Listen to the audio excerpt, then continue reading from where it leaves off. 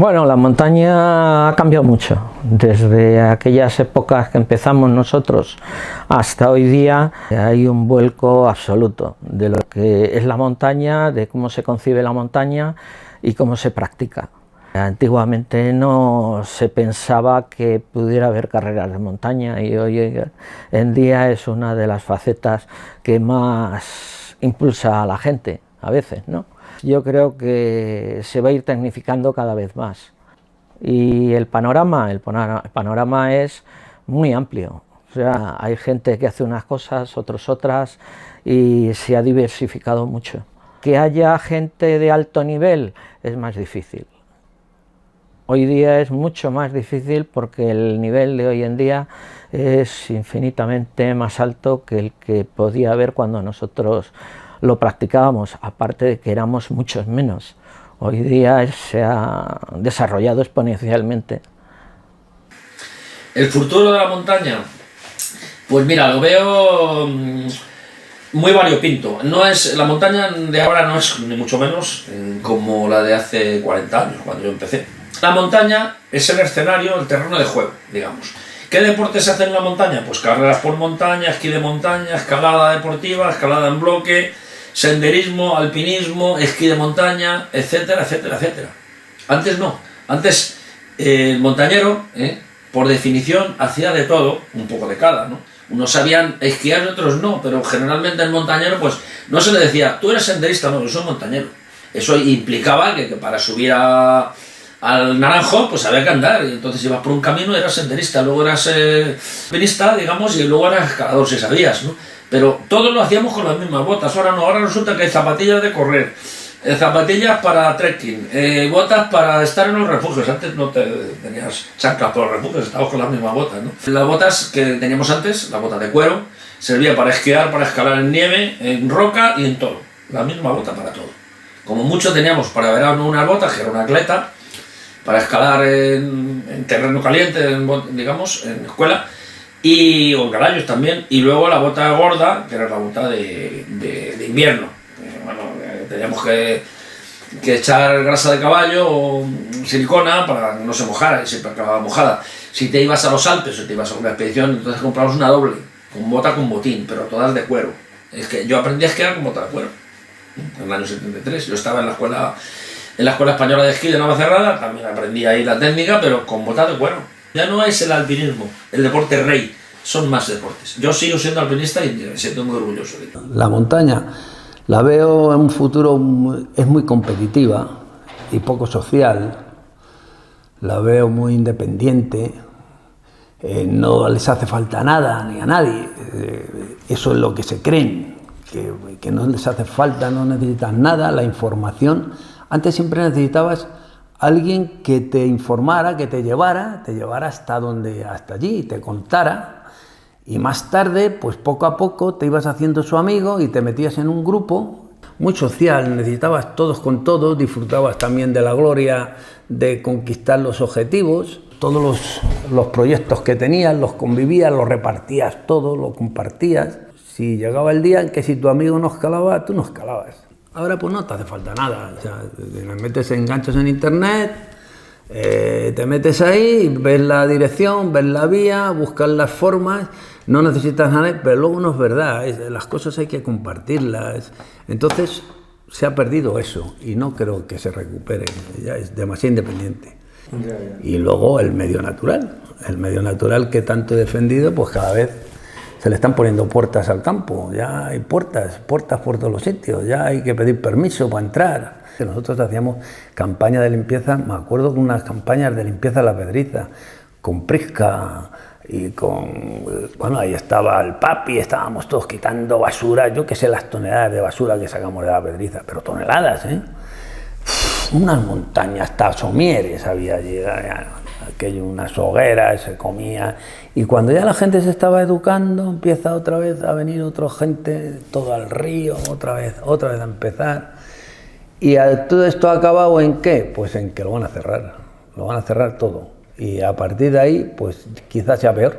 Lamentablemente lo que veo es que el concepto de montaña como aventura que teníamos en aquellos tiempos y montaña, de que tú aprendías de tu amigo, de tu compañero, eso se ha perdido totalmente. Y más si vas a la montaña y vas 3 o 4 personas, eso se ha perdido totalmente y es un modelo que se pondrá por necesidad, somos muchos y no queda más remedio, pero la montaña que yo conocí, o la que conocieron, lo que me enseñaron a mí, eso ha desaparecido. Ahora es otro tipo de montaña, no diría que más comercial, pero sí más, o más gregaria, o más ordenada, o más controlada, o más civilizada. O sea, yo enseñaba a mis amigos, igual que me habían enseñado a mí, y ahora hay mucha más gente. Yo cuando fui a la montaña, que empecé a escalar, cuando pasé al club de montaña, cuando el auge nos escalábamos, bueno, un día trepamos algo. Y yo me acuerdo que dejábamos las mochilas debajo del tolmo. Y nos íbamos a escalar al pájaro y no se perdía nada. Dejábamos las mochilas, dormíamos debajo del tolmo y dejábamos las mochilas debajo del tolmo. Y no había problema. Ahora no puedes hacer eso. Yo siempre, y de hecho que me he jactado, y lo digo con el término completo tal como es, de conocer muy bien la Pedriza, porque me he perdido mucho la Pedriza. No sé cómo será la montaña en unos años, que habrá que ir con el carné en la boca, habrá que ir en grupos, pero espero que siga y puedan hacer cosas. Un problema que también hubo grande es la toponimia de Guadarrama, que ha cambiado mucho, por ejemplo, en la Cabrera, y un rico de la Cabrera que le hemos conocido con 3 nombres diferentes. El que está al lado del Pico de la Miel, el Cancho Blanco, que se llamó Cancho Blanco, el Pico de las Yeguas y el K2, el mismo cerro. El nombre suyo, Pastoril, pues atrás de una pradera donde iban las yeguas por ahí y se metían. El K2 fue porque lo utilizaron lo de la expedición que fue al K2, entre otros como entrenamiento. Y entrenamiento pues también era de la vía. Y el Cancho Blanco, pues era como la de caballo blanco del Yelmo, por lo que fumaban. Habría un rico que nos gustaba mucho, que era el rico de los 3 amigos para escalar, que ya no se puede porque está lleno de buitres. Yo lo veo bien, el futuro de la montaña, ¿no? Los montañeros ahora mejor preparados, se entrenan muy bien, los ves por la montaña con una preparación, una formación que quizá cuando nosotros empezábamos no la teníamos, conocedores del medio ambiente y yo creo que muy comprometidos con el medio ambiente, entonces el futuro lo veo bien. Bueno, quizá hay 2 cosas, se está propagando mucho lo que es las actividades digamos, colectivas, ¿no? De carreras de montaña, la gente prefiere a lo mejor algo más seguro, hacer montaña con más gente y que esté organizado y todo muy balizado. No es la que compartimos nosotros, que siempre ha sido un espíritu más alpino, de cordada y del espíritu de equipo. Personalmente a mí me entusiasma más cuando oigo hablar o veo imágenes en una revista de una cordada de gente joven que ha abierto una vía en la Soledad, ha abierto una apertura en Gredo, sin ir muy lejos, o en Picos de Europa, que una persona, o una mujer o un hombre que ha ganado a 500 en una carrera cuesta arriba, pues no me atrae tanto realmente, ¿no? Siempre he preferido ese espíritu más alpino, ¿no? De la cordada. El futuro de la montaña lo veo bastante bien. Ha evolucionado mucho, pero sigue conservándose todavía el ambiente montañero y de compañerismo que hemos llevado durante muchos años. Antiguamente no había senderismo, pero ahora ya sí, vuelve otra vez la gente a hacer más montaña un poco más sencilla. Antiguamente se hacía una montaña un poco más fuerte, ¿no? Bueno, yo creo que es un poco complejo. Por una parte, hay un derecho a acceder a las montañas, como hay un derecho a acceder a la cultura o al arte al conjunto de la población, pero por otra parte, una presencia, una invasión masiva de las montañas supone problemas de degradación. Entonces no hay más remedio que hacer algún tipo de limitaciones, ¿no? Para todos es siempre un poco molesto el que te limiten o acoten zonas, pero bueno, todo el mundo entiende que en el Museo del Prado, por ejemplo, pues una sala tiene una determinada capacidad y si excedes esa capacidad se degrada. En la montaña pasa lo mismo, entonces yo creo que hay veces que la masificación contribuye a destruir una zona, un objetivo que en sí mismo es muy atractivo, ¿no? Entonces creo que no hay más remedio que hacer limitaciones, pero la parte fundamental sería la parte educativa, no la parte represiva. Es decir, a la gente hay que enseñarle cómo se debe de cuidar la montaña, ¿no? Y creo que simplemente es lo que hay que cuidar la naturaleza y que seremos más felices y serán más felices las generaciones siguientes si les dejamos unas montañas más cuidadas, ¿no? Muchas tierras que durante siglos se cultivaron y que ahora ya no es rentable cultivar, habría que reforestar. En ese sentido, la labor de pioneros como, por ejemplo, en zonas de Murcia, las únicas zonas reforestadas que hizo Ricardo Codorníu en el siglo XIX, hoy se valoran y hay un arbolado que si no se hubiese plantado no existiría, ¿no? Es curioso porque cuando vas al monte ahora mismo yo lo que veo son corredores, no hay más que gente corriendo por todos lados. Y veo que ha cambiado. Vas con una indumentaria más clásica, no es que vayas con bávaros evidentemente, pero más clásico, un pantalón largo, chaqueta, camiseta, mochila, tal. Incluso zapatillas gordas, no botas de estas rígidas, sino zapatillas altas o tal, y parece que eres el bicho raro. Parece que todo el mundo tiene que ir corriendo con zapatillas de correr, la mochilita con el agua y tal, ¿no? Vi en Francia hace años que había poca gente joven haciendo montaña y mucha gente mayor. Y eso a lo largo de estos años ha repercutido también en España, el que haya mucha gente mayor, pero poca gente joven. La gente joven va ligada más bien a competiciones, actividades de correr y más, no tanto a disfrutar de la montaña. Yo ahora mismo que practico más esquí de travesía y cosas de estas, yo voy más bien en otro ámbito diferente, ¿no? A estar con los amigos, a disfrutar y ya está. No sé por dónde va a tirar esto. Desde luego la montaña, desde que yo empecé hasta ahora, se ha desmitificado muchas cosas, ¿no? La propia montaña se la ha desmitificado. Ya no tiene importancia hacerse, qué sé yo, la Norte Piquelong o la Rodada Navarra en Naranjo. Actualmente se la hace cualquiera, ¿no? En mis tiempos el que se lo hacía era un machaca, digamos, era un buen alpinista. Se le ha perdido el respeto a la montaña. Hay un salto de gigante en todo, en los materiales, en la mentalidad de la gente. La gente, es lo que digo, ya no le tiene tanto respeto. Antes, simplemente pensar en el... Yo recuerdo cuando fui por primera vez al Mont Blanc, pensar en el Mont Blanc ya era no dormir durante todo el tiempo que tenías el plan, ¿no? Y ahora estar 2 semanas sin dormir pensando en el Mont Blanc. Ahora va cualquiera, ¿no? También ahora hay mucho más entrenamiento. Antes éramos trabajadores y salíamos los fines de semana.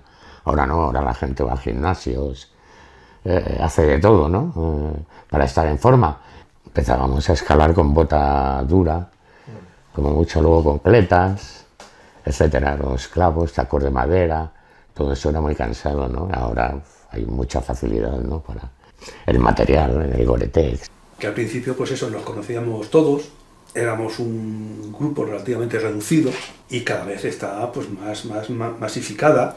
Yo también últimamente veo que se han introducido una serie de prácticas en la montaña que no son absolutamente nada de mi agrado, como es el tema de las bicicletas. Creo que es un elemento bastante agresivo para las montañas. Las ruedas que tienen actúan como auténticas cuchillas en el suelo, por lo menos en determinados suelos más débiles, más blandos. Conozco caminos, antiguos caminos que ahora son surcos, que es de bajar las bicicletas, que luego el agua se encarrila por ahí y acaban degradando el terreno. El tema de las carreras tampoco... Bueno, cada uno también ve la montaña como le gusta. Yo, como vengo también de aquella época más antigua, tal vez más romántica, pues estas cosas pues a mí me chocan y no me convencen. La masificación, la gente va a 4 sitios, que por un lado es un problema, porque vas allí y es que aquello parece la Gran Vía. Pero claro, eso tiene una ventaja, que si está todo el mundo allí, hay otras partes de la sierra que están vacías. Lo veo cada vez más individualizado y sin camaradería. Se está tendiendo a ser muy individual y cada uno ir a lo suyo. Yo y yo. Yo empecé ya bastante mayor. El que ha empezado a la montaña, que le han sacado con 4 años, pues fíjate la experiencia que tiene, lo que ha ido, si sus padres le han sabido enseñar bastante. La experiencia yo creo que no la dan los años. La experiencia la da lo que tú has podido ir haciendo y lo que te han podido ir enseñando y tú has podido ir absorbiendo y haciendo lo tuyo.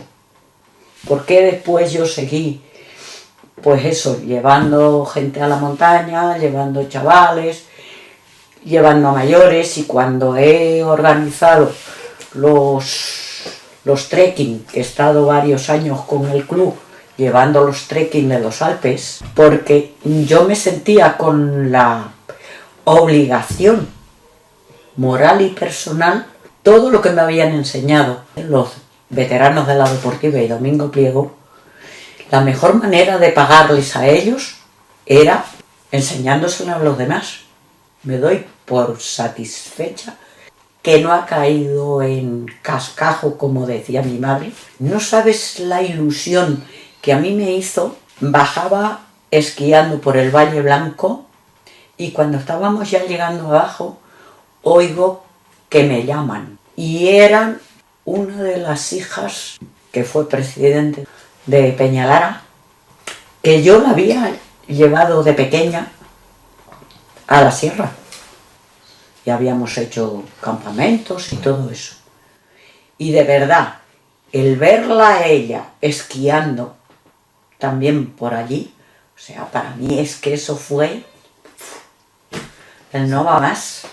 Muchos chavales de estos de los que saqué a la montaña, pues han seguido. Sí. Y después de la gente que he llevado a los trekking y que ellos ahora siguen haciendo, incluso algunos haciendo alta montaña. Yo supongo que la montaña se seguirá haciendo, cada vez va más gente. Lo único que me preocupa es que se comercialice un poco. El futuro de la práctica del montañismo o del acceso de las personas a la montaña no lo veo muy halagüeño, porque asistimos a tiempos de muchas restricciones. Leyes que regulan la utilización de los espacios naturales. Parto de la base de que una persona tiene el mismo derecho a patear una montaña que una cabra hispánica, ¿vale? Somos seres vivos que hemos nacido en el planeta Tierra y tenemos el mismo derecho a asistir a esas montañas que cualquier otro ser vivo, ¿no? Reclamo de alguna forma la defensa a ultranza de nuestra federación para el uso y disfrute de la montaña, y reclamo que no se generen normas generalistas, sino que se multe seriamente a quien no sepa estar. Yo opino que estamos en los preliminares de lo que se avecina en cuanto a restricciones. Si sabes estar, en vez de que paguemos justos por pecadores, pues que haya multas a quien tire una bolsa de plástico al suelo, empaquételo. No creo que la montaña tenga un futuro brillante o halagüeño, porque tal como están las cosas ahora mismo, para que la montaña, siguiendo la línea que sigue ahora mismo, tendrían que convertirse las montañas del mundo y por lo tanto los parques nacionales en donde están inmersas esas montañas, tendrían que convertirse en parques temáticos. La mayoría de los parques nacionales del mundo, y donde está la mayor biodiversidad y los más protegidos, son fundamentalmente zonas montañosas. Por una razón evidente, porque su dificultad de acceso y de tránsito hace que sean menos tocadas y por lo tanto conservan valores, aunque desde el punto de vista de biodiversidad claramente no sean un paradigma, precisamente porque las condiciones de vida en las montañas y sobre las montañas reducen mucho la biodiversidad. El concepto de vida se ve colapsado por las difíciles condiciones. ¿Pero qué quiere decir esto? Que en los parques y en las montañas es donde se están celebrando las actuales competiciones de montaña, que es la vía que ha escogido actualmente el montañismo. Entrar en la competición pura y dura como un deporte cualquiera. Pero claro, el concepto de profesionalización y deportivización se basa fundamentalmente en que tiene que haber un sustento económico muy grande que lo mantenga. Y para que eso se mantenga, tiene que haber una amplia base y se masifique. Es evidente que el deporte más masificado del mundo probablemente sea el fútbol, y por lo tanto es donde se mueven más millones de euros y de dólares en el mundo. Si queremos seguir en esta vía de montaña, tenemos que convertir las montañas en estadios para que abarquen gente que pueda sustentar esas competiciones. Pero claro, ¿cómo colocas árbitros en un Everest? Porque colocas un juez árbitro en la cumbre del Everest y otro en la base, y le dice al alpinista con crono en mano, ya, y pincha. Y cuando llegue arriba, para el cronómetro. Se podría hacer incluso con métodos tecnológicos, sin que haya jueces que lo homologuen de verdad. Porque si no es así, Todo lo demás, incluso lo que está ahora, de que un montañero ha tardado 17 horas 45 minutos en hacer o 3 horas 45 a la cara norte del Eiger, habría mucha gente, yo mismo, que no tengo por qué creérmelo, mientras que no esté homologado por jueces internacionales. Probablemente, si en el montañismo y en el alpinismo existiera una base económica enorme, porque tuviera un tirón tan grande como el fútbol, entonces sí que habría jueces internacionales, porque habría dinero para moverlo. La escalada parece ser que va a entrar como deporte olímpico en las próximas Olimpiadas. Ya hay intenciones serias. Fantástico. Desde mi punto de vista es la salida correcta. La escalada no deportiva, la escalada de competición, puede y debe existir como acción directa deportiva, pero tiene que estar encerrada en estadios. ¿Qué le ha ocurrido a los famosos carreras de cross de motos? Que en los años 70 y 80 pululaban por toda Guadarrama, y las de trial, y que hacían recorridos por el monte y destrozaban el monte. Se han metido en circuitos, se les han hecho enormes saltos y tal, incluso ya hay acrobacias que se hacen exclusivamente y X vueltas, porque el estadio lo puedes llenar con gente que entra por una puerta y cobrándole un ticket. En la montaña, la única salida que tiene la competición es que se lleve hasta el final. Si no, llegará un momento que colapsará. Provengo de una trayectoria deportiva. Yo soy licenciado en Educación Física y Deportes. Entiendo perfectamente desde el primer día que entré a hacer mis estudios universitarios lo que es la competición. Lo llevo en vena, sé lo que es. Pero por esa misma razón de que sé lo que sé realmente lo que es, la sé diseccionar muy bien. Y por el contrario sé lo que no es competición. Lo que no es competición, pero que evidentemente también sujeta a la actividad. La actividad no solamente se tiene por qué realizar porque sea competitiva, sino porque sea lúdica. Yo soy un vivo promotor de que el concepto de montaña y los que van ahí en cualquier dimensión tiene que ser fundamentalmente lúdico, no competitivo, lúdico, o sea, porque te tienes que divertir, de pasarlo bien, no de saber si soy el primero o el 15. O si he tardado 3 segundos más o menos que el que decía la revista. Yo veo la montaña por divertir, y el día que me deje de divertir no volveré. Es curioso porque los alpinistas de mi época, cuando un alpinista decía que había hecho la cumbre tal, por la vía tal, o la cara norte, o la arista, no sé cuántas, de alta reputación, en principio todo el mundo le creía. Lo que ocurre es que ya en los años finales de los 70 empieza a haber índices de alpinismo profesional en el sentido de gente que quiere y puede ganarse la vida saliendo en las revistas, y para eso tiene que mantener un estatus de alpinista de élite que realiza itinerarios de élite. Esa idea empieza a llevarse cada vez a más. Y entonces llega un momento en que el alpinista o se convierte en alpinista profesional, puro y duro, vive y cobra para hacer eso, o directamente, como sucedió en algunos de esa época, comienzan a mentir. Y entonces el alpinismo internacional se da cuenta de que lo que dijo fulanito no fue cierto. Incluso tenemos casos de los años 90 y 2000 ahora mismo, que esto de la mentira, que antes era excepcional, poco a poco se ha ido llevando hasta el final. Todos sabemos de muchísimos casos de alpinistas franceses, japoneses, la misma coreana Oh Shin-song, que se llama, no me acuerdo exactamente, se apuntó a la cumbre del Kachenjunga y se demostró, y luego lo certificó ya de que efectivamente no había llegado a la cumbre, por querer ser la primera mujer que hacía los 14.000. Para un montañero hecho en determinadas épocas, que venimos de determinadas épocas, el hecho de hacer cumbre o no hacer cumbre a veces no es tan decisivo.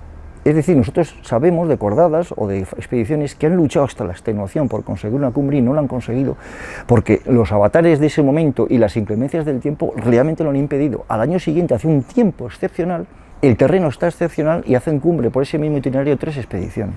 Yo como alpinista, que sé ambas cosas, digo, vale, muy bien, has tenido suerte y has hecho cumbre. La montaña es una cosa cambiante, todo el mundo lo sabemos que es cambiante, incluso en verano. En cuestión de horas puede cambiar el panorama. Entonces yo como alpinista, y sé eso, y tengo esos ciertos valores, y me he criado en la montaña con esos valores, para mí esos alpinistas que han fracasado en esas condiciones, pero que han luchado hasta la extenuación, tienen más valor que los otros. Luego, ¿qué ranking vamos a hacer de primero, segundo, tercero?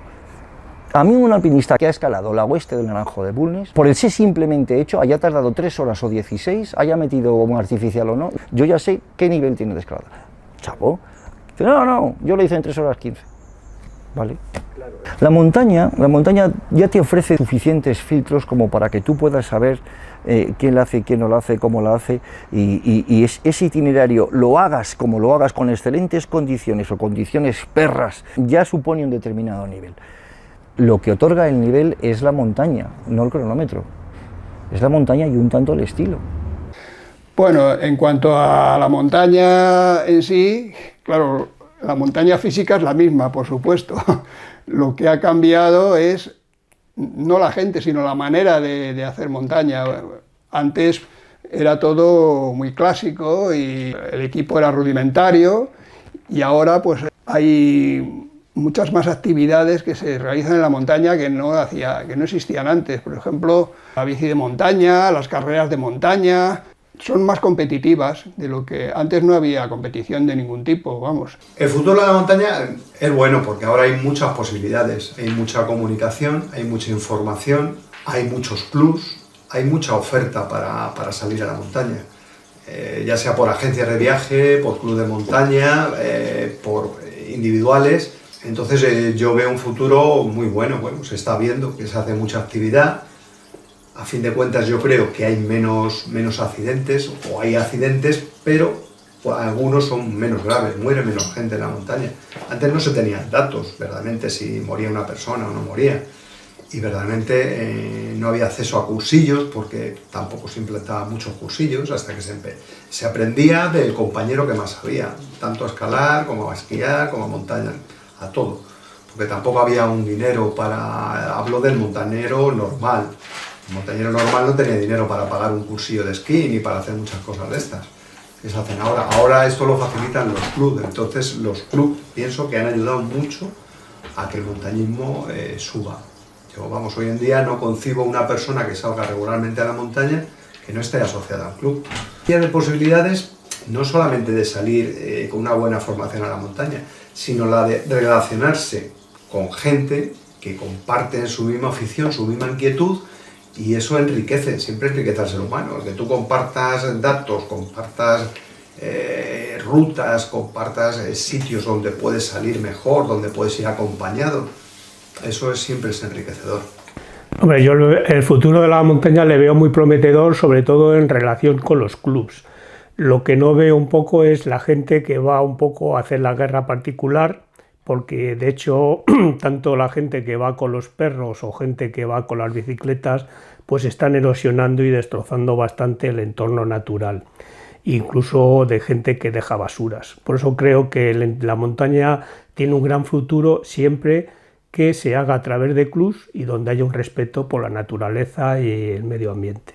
Pues hombre, casi se diría que ha cambiado por completo. Primero, la popularidad o el prestigio de que se llevan todos los deportes relacionados con la montaña, lo que ha generado es no solamente una cierta admiración hacia esos deportes de montaña, sino sobre todo un mayor número de practicantes de los deportes de montaña. Deportes que hace no muchos años eran casi elitistas, como las carreras de montaña, pues ahora son práctica bastante habitual. El futuro de la montaña yo creo que va por el lado de la seguridad, y es algo verdaderamente importante. La conciencia de que un poco de seguridad pues reduce en grandísima medida el riesgo de que se pueda padecer algún tipo de accidente. La montaña ha cambiado esencialmente en la evolución de los materiales y en esa mayor conciencia, por un lado con el respeto al medio ambiente y por otro lado por esa seguridad con S mayúscula, por supuesto. El futuro de la montaña es complicado. Mientras no tengamos una visión de respeto hacia las cosas, es decir, nos tomamos el mundo de la naturaleza como si no fuera a haber un mañana, ¿no? Entonces desgastamos, consumimos, creo que eso es lo peor que puede haber, ¿no? Por contra, pues sí, eso tiene que ser un poco acicate para que nosotros peleemos por eso, ¿no? Y sobre todo respetar la montaña. El futuro de la montaña yo lo veo bien. El problema es la masificación, pero la masificación es la masificación del mundo también. Por un lado, pienso que somos muchos los que hacemos montaña porque se ha hecho una cosa muy popular. Por un lado, esa masificación no es bueno para ella, pero por otro lado también, contra más gente ame la montaña, más serán a defenderla al mismo tiempo, para defender las montañas ante agresiones o lo que fuera. Pues el futuro de la montaña yo lo veo muy halagüeño, hay una afición tremenda a la montaña, lo único que tenemos que ser muy respetuosos con ella. Porque el problema de la montaña es que es un medio muy frágil y cualquier alteración supone muchos años de volver al estado natural. Si hay un sendero, usar ese sendero, o sea, hay que tratar de tener una conciencia para que la montaña no solo la disfrutemos nosotros, sino también nuestros hijos y descendientes. Al popularizarse tanto la montaña, tiene un componente muy fuerte de erosión. Pues ahí es donde debemos de ser respetuosos con ella. Pues el futuro de la montaña lo veo complicado, porque cada vez somos más personas las que queremos ir a la montaña y es difícil mantenerla limpia y cuidada, pero yo creo que con un poco de cariño lo conseguiremos. Pues el futuro sobre la montaña, veo que cada vez somos más participantes, más usuarios, más visitantes a la montaña. Cada vez es mayor la competición y quizá cada vez es mayor la profesionalidad. Yo soy no profesional y no competidor. Tecnificado mucho, que la gente es muy competitiva. Yo me acuerdo de, pues cuando yo hice las aquí travesías con el club, pues la gente no corría, pero de repente empezaban a correr todos. Muy competitivo. Necesitamos gente joven. A nivel organizativo, que es muy importante, nos quedamos con gente muy mayor. Hay que fomentar montaña con niños o los niños que han sido niños que ahora son jóvenes. La gente joven no se quiere mucho implicar. La cúpula del club tiene que tener un poco la mente abierta. Hay que dar un poquito por ambas partes, ¿no? Que es a nivel de España, porque yo he hablado con gente que está en otros clubes y es que las juntas directivas o la gente que coordina, todos son muy mayores. Yo no sé qué va a pasar a vuelta de 10 años. Entonces, si no hay nadie que organice ni que lleve la gestión, pues la gente va a salir por su cuenta, los que les gusten. He visto que cada vez es una plancha lo que va la gente que va a la montaña, que no sé hasta qué límite podrá resistir en medio todo esto. Como dice un amigo mío, las montañas van a seguir ahí, se acerquen las personas o no. Lo que sí parece es que cada vez hay más personas que se acercan. Primero me pregunto que por qué será, aunque creo tener respuestas. Y después espero que se acerquen con respeto, con cariño y con capacidad para disfrutarla. Y con mucho cuidado, por supuesto. Lo veo que la montaña exige un esfuerzo que ahora mismo en la sociedad empieza a desaparecer. Entonces, realmente yo creo que la montaña, si no es algo que se inculque dentro de la familia, es muy difícil que la gente vaya teniendo esa afición. De las secciones que yo creo que ahora mismo más pueden motivar para que los chavales se enganchen es esta sección Montaña en Familia, porque realmente si alguien puede inculcar el esfuerzo en los niños y la salida a la montaña y el gusto por la naturaleza es la familia.